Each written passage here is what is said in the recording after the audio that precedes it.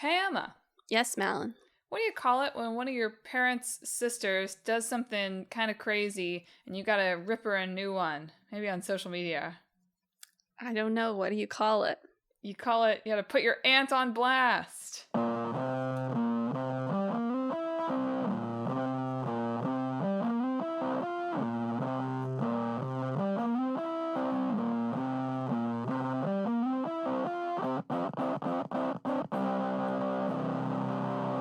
Hello and welcome to Talk This. It's dangerous to podcast alone. I'm your only broadcast once via satellite host, Madelyn. I'm your keep looking at me, see if something new happens, host Emma.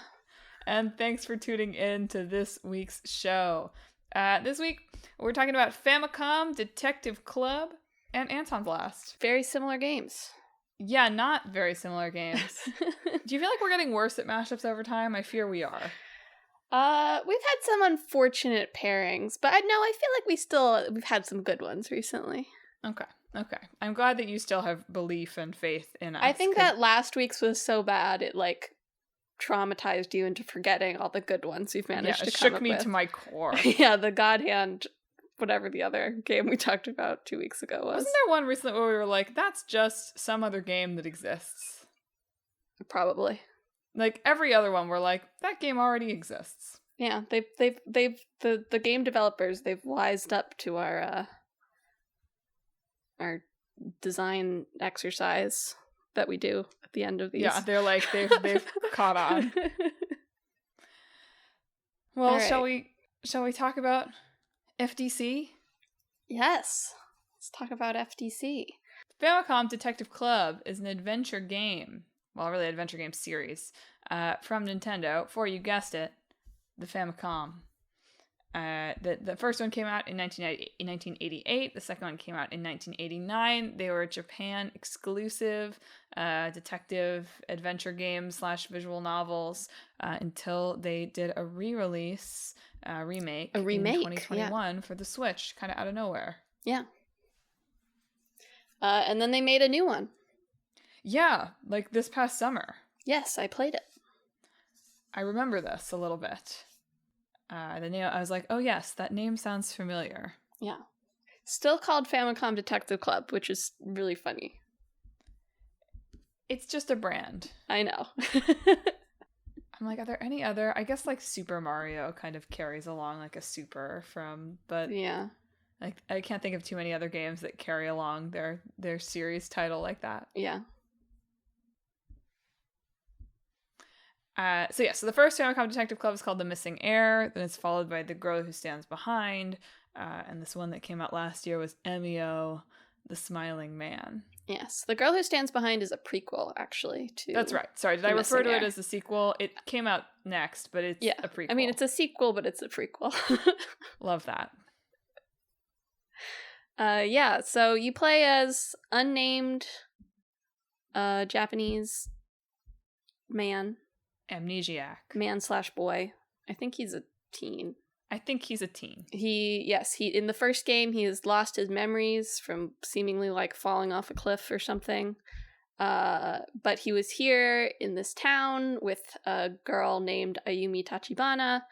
They were investigating a death. And so even through the amnesia, they continue to investigate this death. The Girl Who Stands Behind is a prequel, and I think it's about how this boy met Ayumi, and then technically he was an orphan, and then he became a detective apprentice. Yes, and then technically there was a spin-off for Ayumi on the Satellaview that. And when one of the articles I read, it was like, that one doesn't seem to be getting a remake, which isn't surprising because Nintendo rarely acknowledges that they had Satellaview games. So there's that one too. And then Emio is a sequel to The Missing Heir. The Satellaview is a crazy... the whole game... I want to get into that in a minute, because that whole situation is just like, that's wild.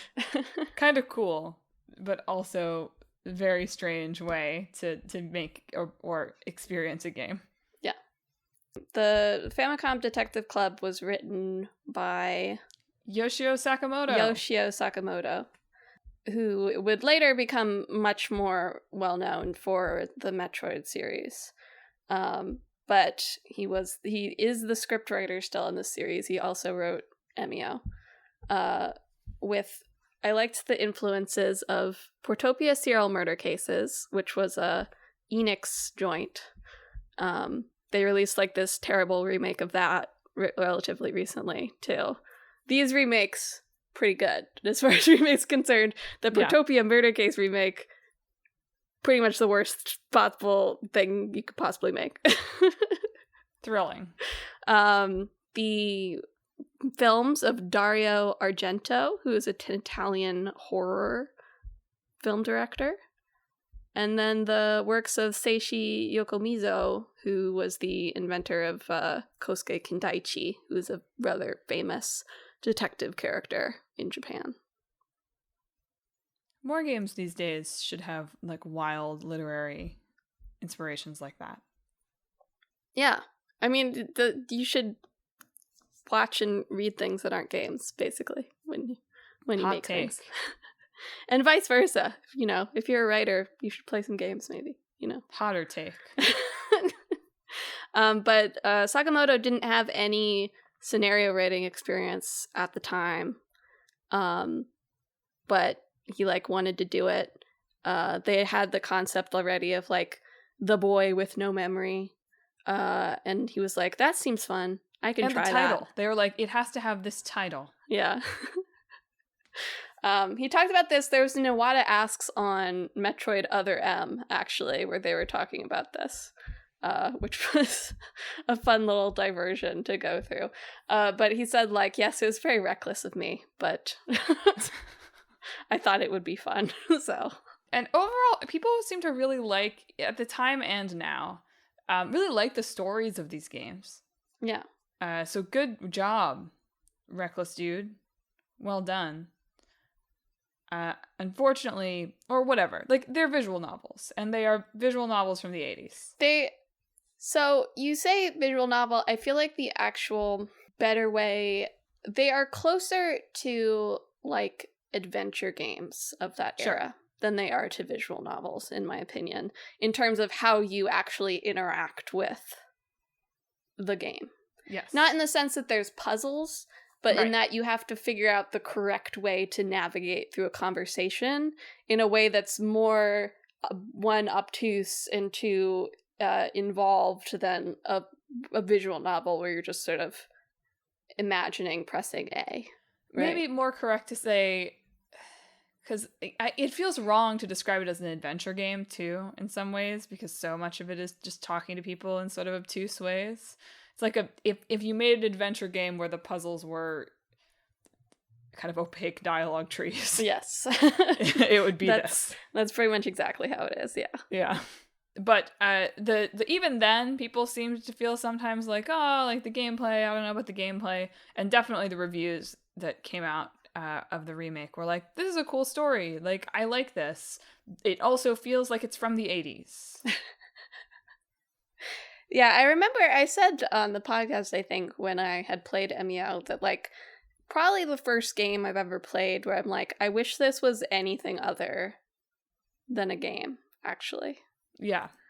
Because it has, like, you know, I like the writing and the general pace of the mystery, and there's some cool, like, visual elements going on, but also sometimes you're just, like, trapped forever in the endless labyrinth of a conversation, trying to figure out what the heck it possibly wants you to do to get out of this restaurant with Fukuyama. Oh my god. Yeah, it was really striking to me. At least one review I read mentioned that sometimes, so you'll have all these topics of conversation with someone, right? Mm-hmm. And games mostly train us that if you select the same thing, in life too, there are famous sayings about this, even. Yeah.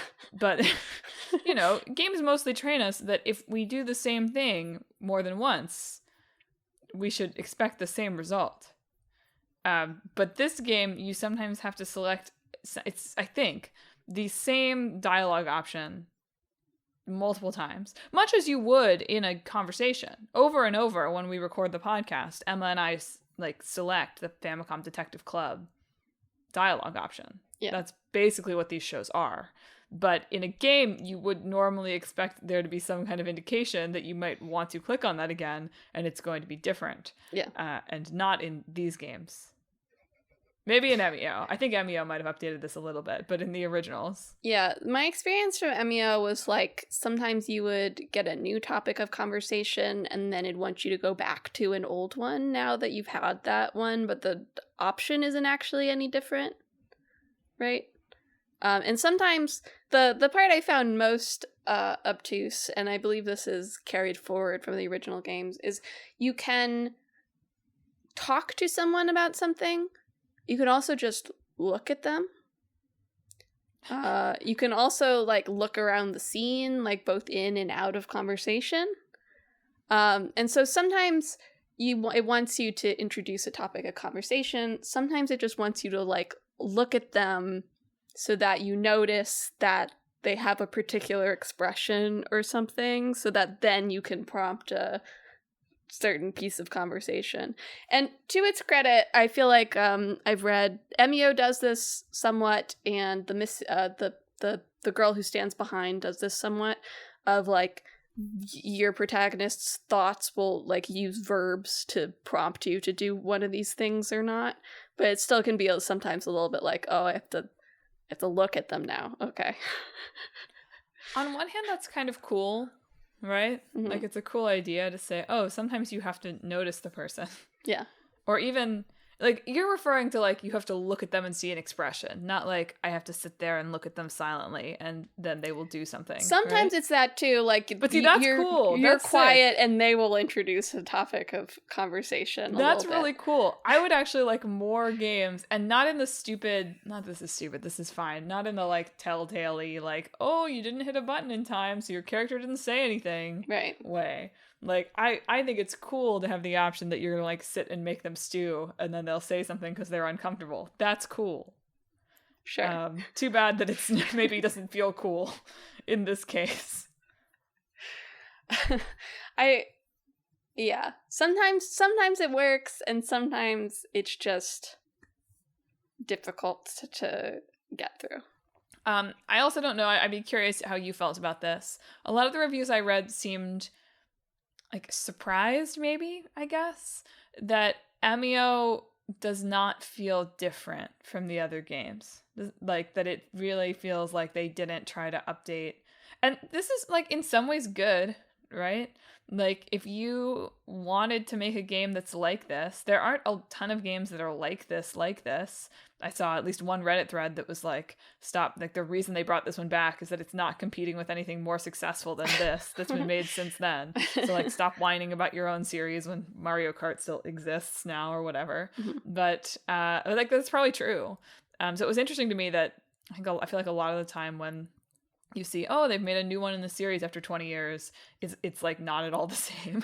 I mean, it's the same team that did MEO is the ones that did the two remakes, Mages, and the Nintendo staff. So and they're like visually pretty extensive remakes, right? Sure, that I will acknowledge, definitely. So, like, if they had wanted to make updates to this formula at all, I feel like they probably would have tried, like, testing things out with the two remakes they were making, right? Because they're remaking them anyway, right? Yeah. So, this is, like, what this series is and what it wants to be, and either that really clicks with you, I think, or, like, parts of it click with you, right? Because, like I said, I think that there's a lot of cool little story elements to all of these, and it's a fun little, like, detective-y thing that you're going on. There's a couple of times in it where it'll ask you to, like, make deductions based on the things that you've learned that day as well, which if you get wrong, Ayumi is just kind of like, that's stupid, Simone Sashimi. Are you forgetting something? Yeah. There's not, like any you a really dummy? punishment. Although, I think that you get, like, a grade at the end. You can check, like, your detective grade, how well you did in, like, navigating through the conversations at the end. But it doesn't, like, you don't get a bad ending if you are wrong in your deduction. But it's sort of like that sort of methodical, more sort of detective novel-y tone, I guess.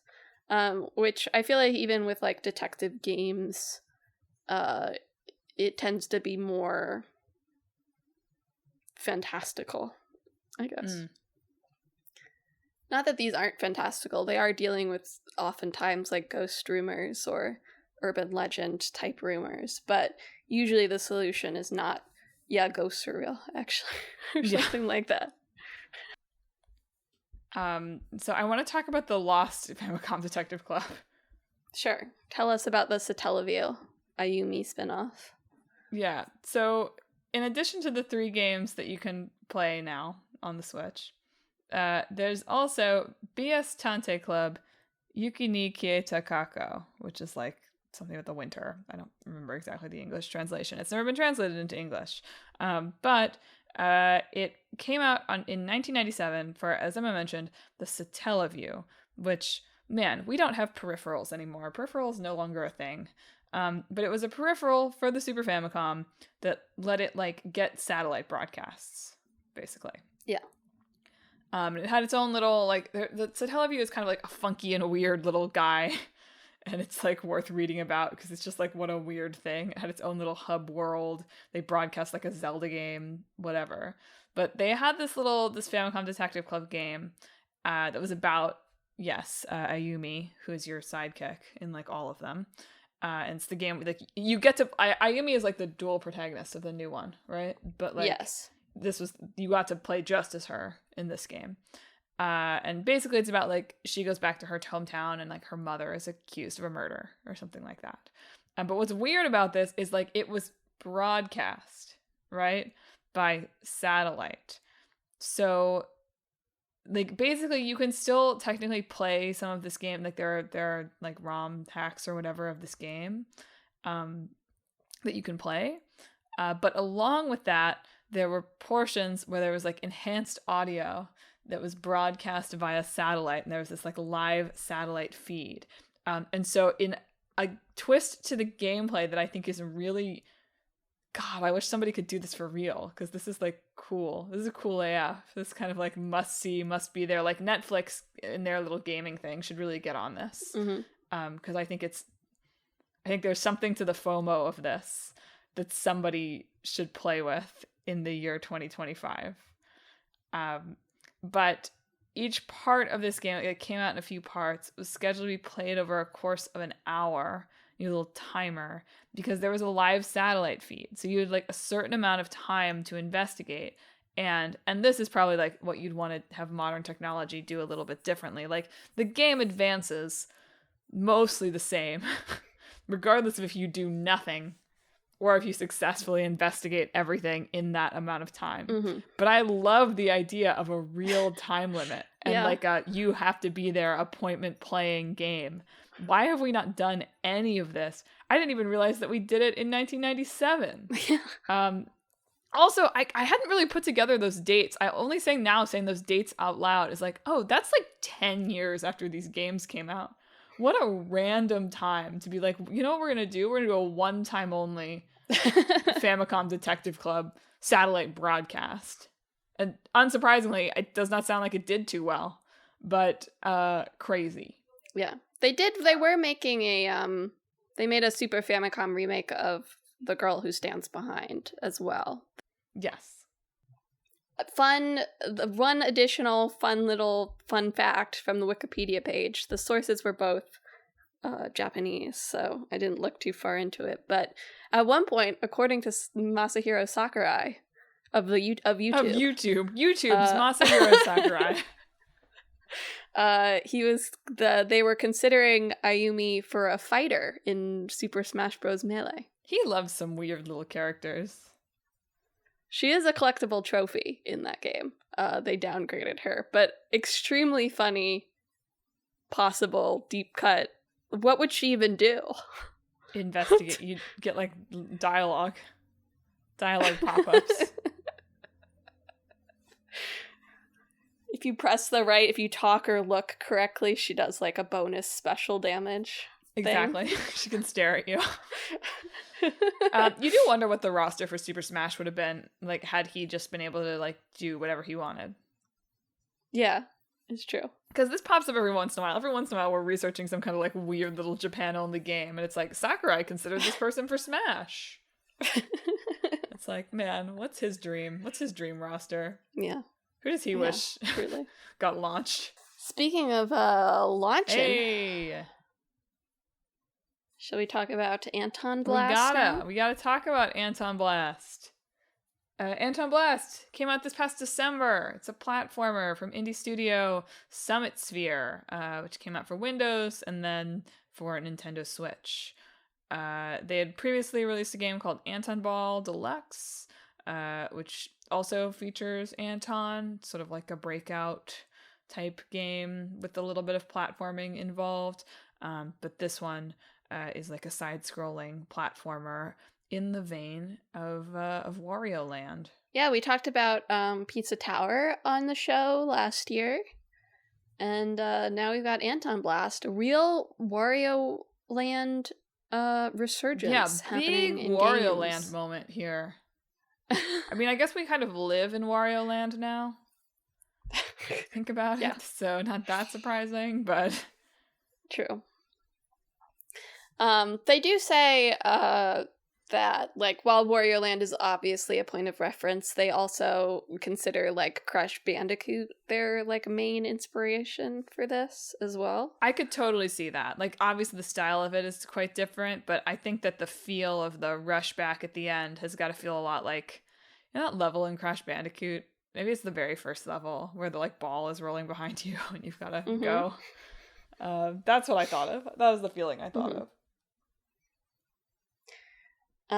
So there's also like bosses that you fight in this, which I do not think. I guess it is a thing in Pizza Hut Tower too, isn't it? There are bosses. I think so. Yeah. Well, do you want to get the deep lore corner? Oh, there's so much lore in Antonblast. Okay, so you're a guy. You're Dynamite Anton. You like to demolish things. You work with your pal, Dynamite Annie. You can play as either of them. And the devil is also there.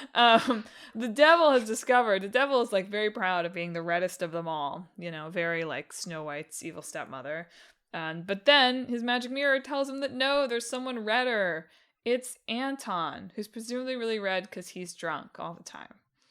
And just an angry man, I guess. Yeah. He's also very angry. Yeah. Anyway, the devil gets mad about that, and so he steals all of Anton's booze. Which spirits. Sorry, Madelyn. Yes, it's referred to as spirits, which as I was first reading about it, I was like, oh, spirits. And then it became clear that it's his booze. So he has his mole army steal the booze, and then Anton needs to do a bunch of jumping around and demolishing and boosting through various platforming levels to get his booze back. And spoilers, really story-based game here. You do sort of eventually win, but then the devil destroys everything. Except your house. Except for your apartment building. Which is cool. You did win. Which is fine. So that feels fair. There is an interview with Tony Grayson, who is the game director, is his title, I believe. And it was on GameMaker.io. I don't think I said that. And he was talking about, well, he was sort of sarcastically talking about, like, the deep meaning of the story a little bit. And the interviewer was like, is there really, like, deep meaning? And he said, like, I just want to say, I grabbed this quote, too. Go ahead. Yeah. To tell you the truth, we applied to showcase our game at various events, and they always ask, what kind of artistic statement are you trying to make with your game? And that applies to so many indie games, but not ours. Yes.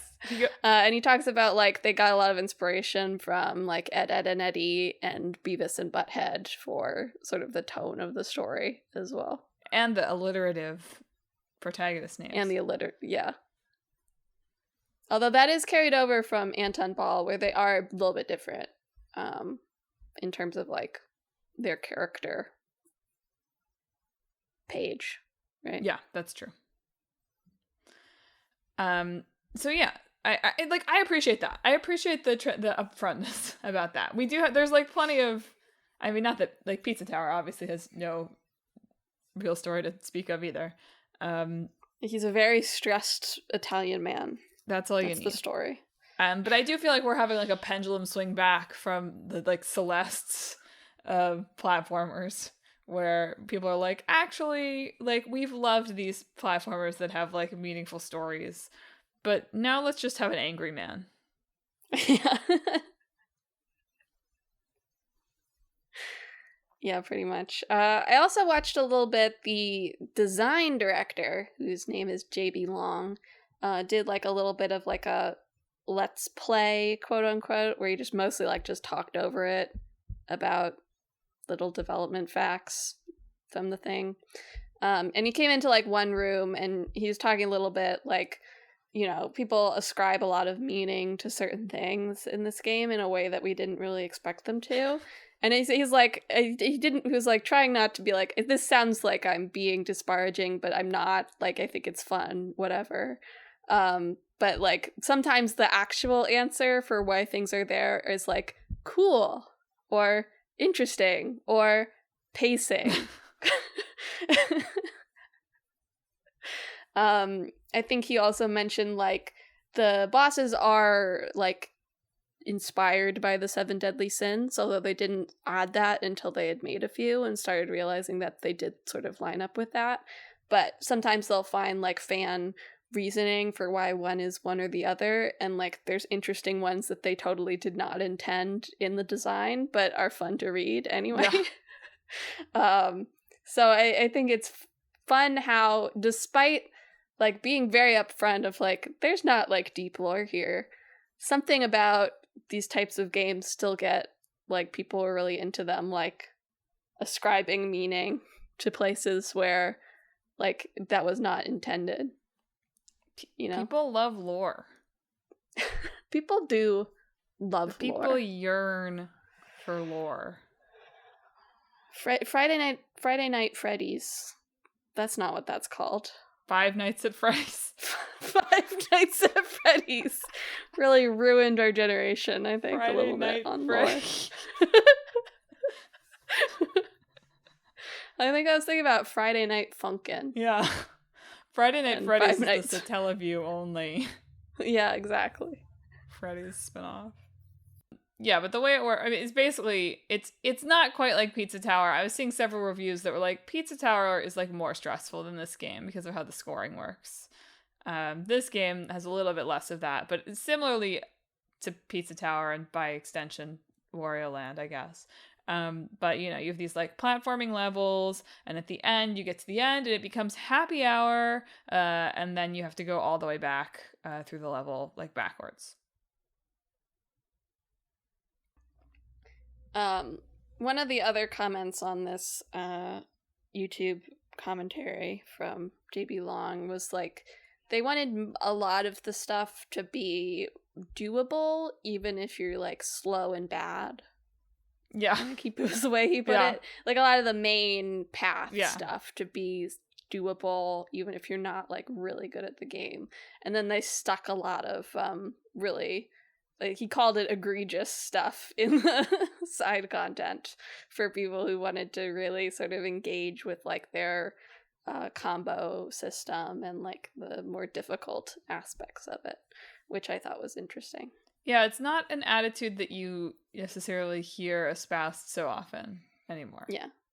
He also mentioned, like, literally right before launch, he made the timers, like, extremely generous for on the way back. Yeah. Like, that was, like, one of the last changes was, like, what if we add a lot more time to these, actually? In a little tidbit that felt like it was for me, so, like, most of the way that you get through these levels, right, is you've got a hammer and you can, like, boost around. Clutch. Mm-hmm. Right? Yeah. So, as many, many reviews point out, so much of what we like about platformers now, right, and, like, thanks Super Meat Boy, I mean, further back than this, too, right, but is, how fast can we go? How can we get into that flow state of, like, we're going fast, right? This is the opposite of that. You can do it even if you're really slow. And so this has like a dash system where you can kind of like chain your dashes a little bit and do funky, get cooler dashes and whatever. And they talked about how the boost meter for it is based on the turbo slide meter from CTR, Crash Team Racing. Heck yeah. Thank God. Some Crash Team Racing always deserves to get its due. So true. And I know their whole thing is based on Crash Bandicoot, so of course they're going to say it's based on Crash Team Racing. But come on, it's the best. Mm-hmm. Another Kickstarter success game. Yes, although very modest Kickstarter. Yeah. By the scale of today. Yeah. But disproving our suspicions that you can't do Kickstarter games the same anymore. It's true. No, I mean, I'm just baffled by that. There seem to be at least a few people who worked on this game, and I guess they had another game that they did, but I was sort of like, how did you make this on $150,000 with multiple people working on it? Yeah. Yeah, it's a good question. No, they had another game out. I assume they're just not paying themselves that much. Yeah, no, I mean, that's how. That is, in fact, the answer. Yeah, they just... Apparently they did pitch it to publishers. Their first game was through a publisher, although apparently a new publisher. Yeah. So it was a learning experience for both of them, is how it's described.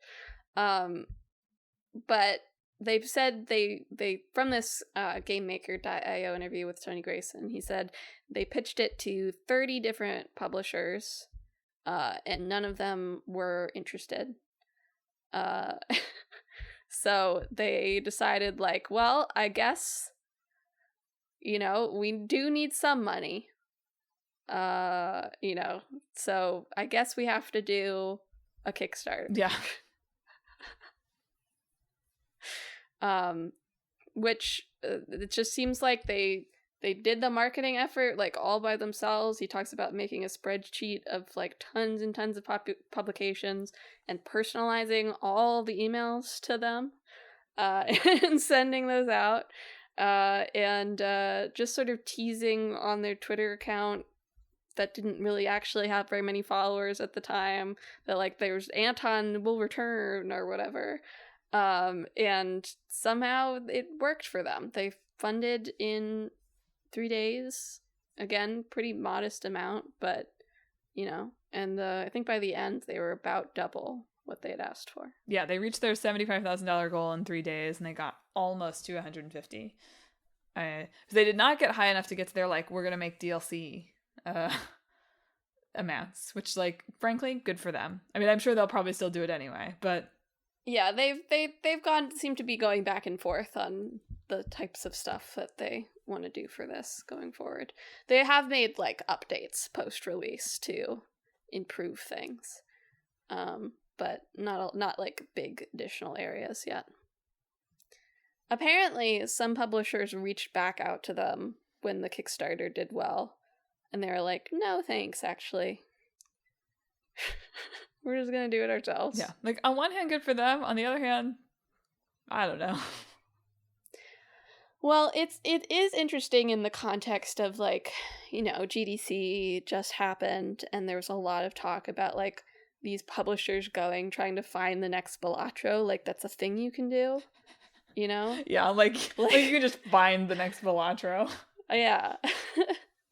It's it's just a lot of pieces that are if someone went to a publisher with Balatro or with Stardew Valley or something, it feels unlikely if these were the first games, the Balatro, the Stardew Valley, it seems unlikely any publishers would pick that up in the way that they act right now. Yeah.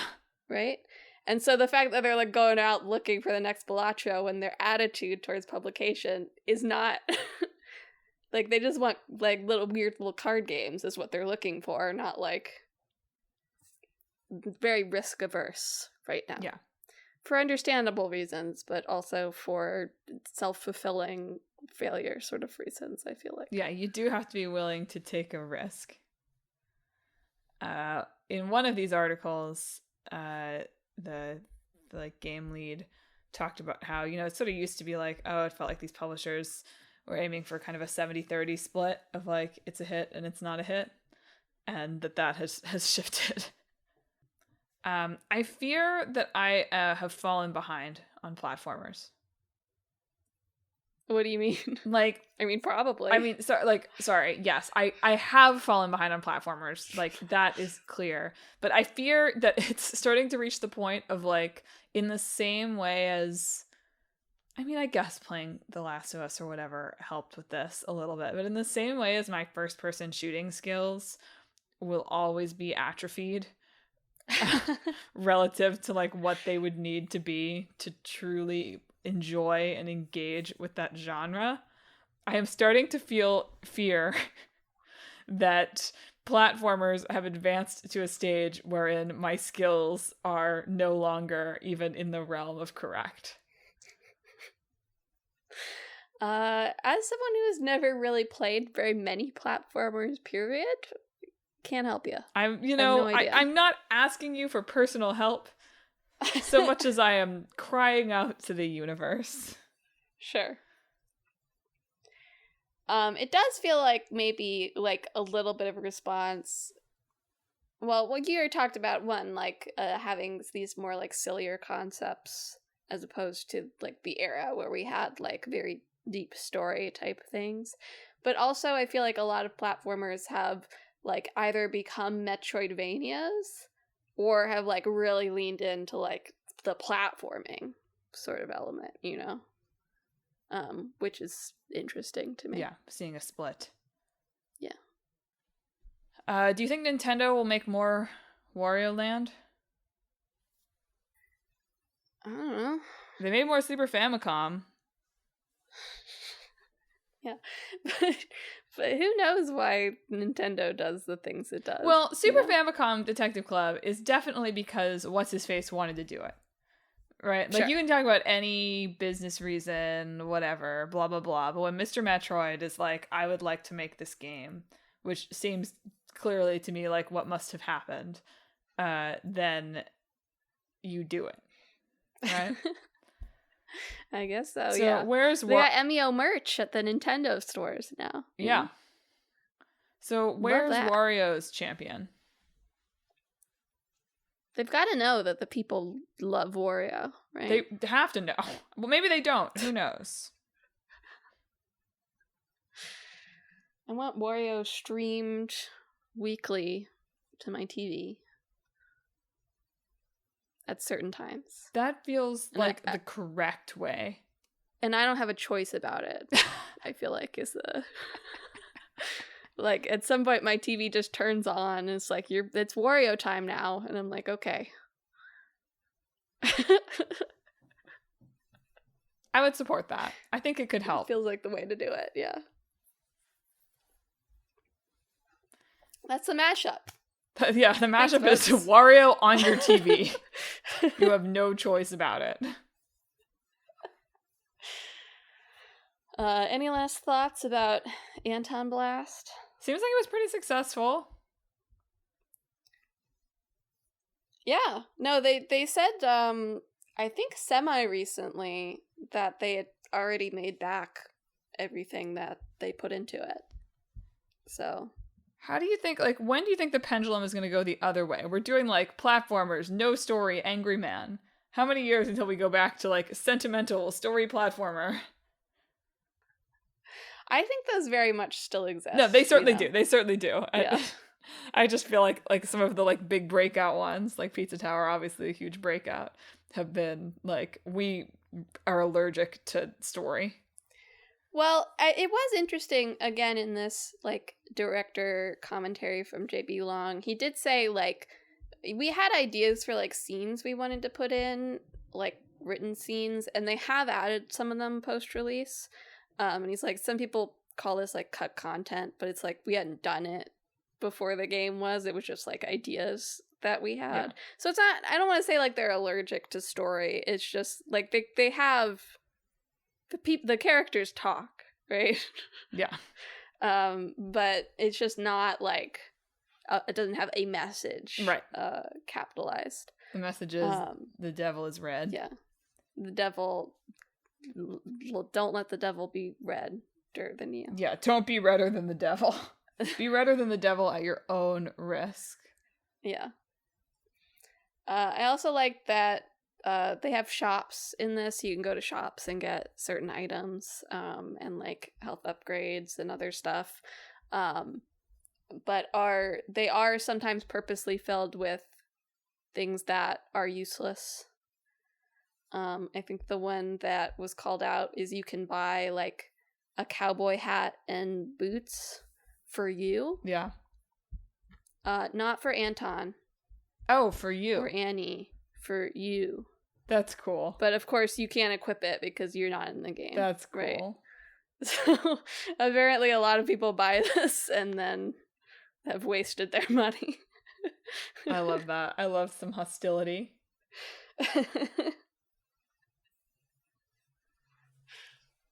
There are skins. You can get skins. There's like a Crash Bandicoot one. And other stuff as well. But sometimes they aren't what you'd expect.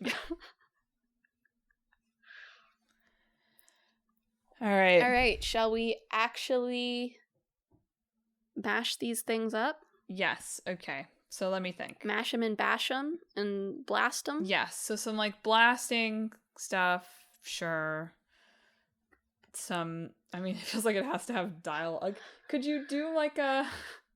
All right, let me put a wild concept out there and you see if you can corral this into... Okay, I'm ready. Maybe this is the thing you already... Like, some kind of platformer wherein, like, the way you're platforming, you're, like, selecting dialogue options or something. It's like a Danganronpa mini game sort of thing. Yeah. That... yeah, I guess you could do that. The Danganronpa 2 has one where you snowboard in your mind to answer a question. So I think you could make one where it's like you're logicking, but it's also like a platforming level. Sure. Yeah, good. Okay, yeah, that's kind of what I'm looking for.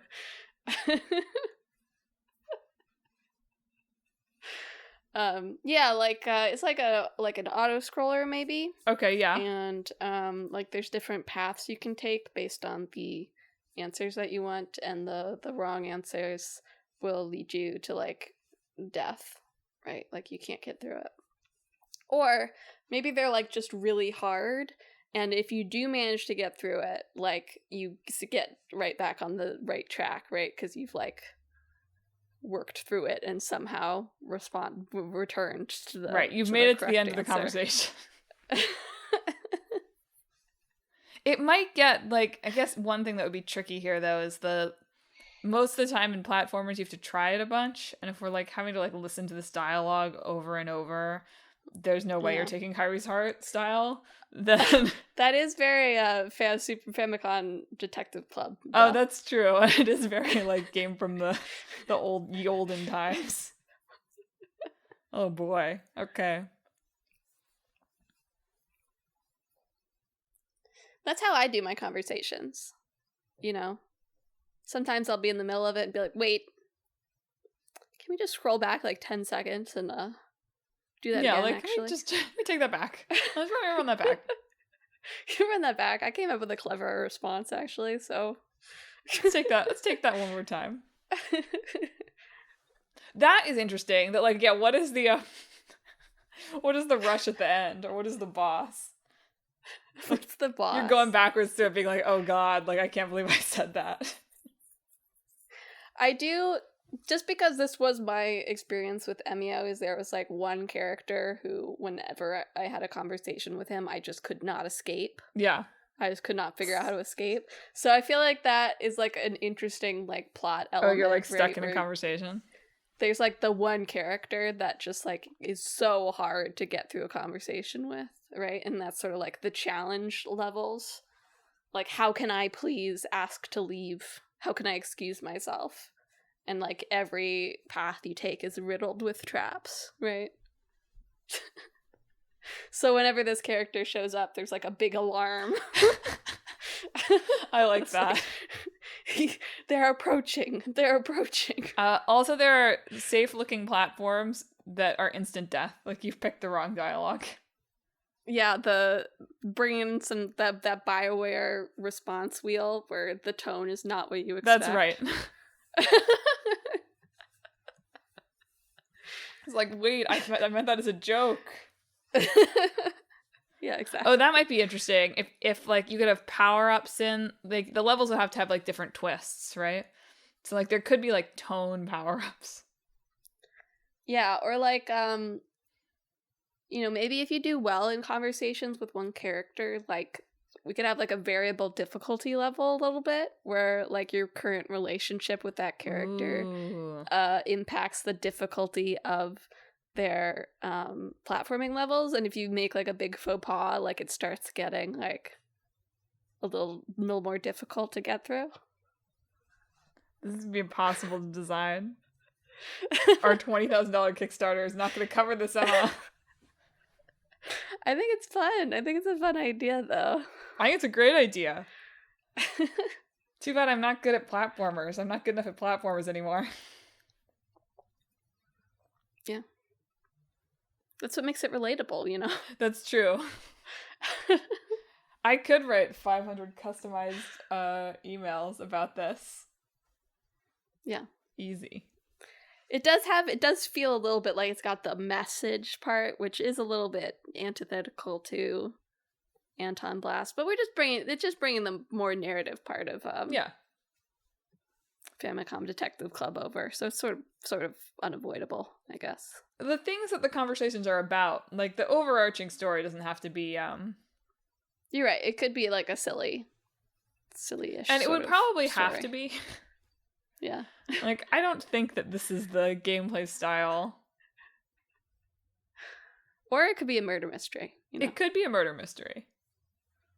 A silly one. And then though. At the end, you have a conversation with Satan about how red he is. That would be pretty sick. Conversation with Satan as part of this would be pretty choice.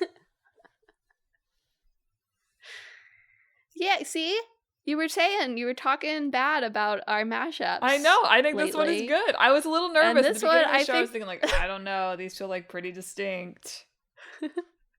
No, I really think that, like, this is a game that could, like, functionally work. Yeah. Which I do feel like sometimes, even with our good mashups, that's not, like, the case. No, we're like, oh, that's a time. good idea, but you could never make that game. Yeah. This one I still think would be hard. Like, you would want it to be able... The problem with this game is you would want it to be able to do so many things, and you, like, could not do them all. Yeah. So that would be hard. We would have to keep an eye on the scope creep of it. My, like, tone power-ups would probably have to go. Well, yeah, I don't know. There has to be some sort of, like, power-up. They would have to not go to the lengths that I wish that they would go. Yes, That's exactly. what I mean. Yeah. It's about knowing your limits.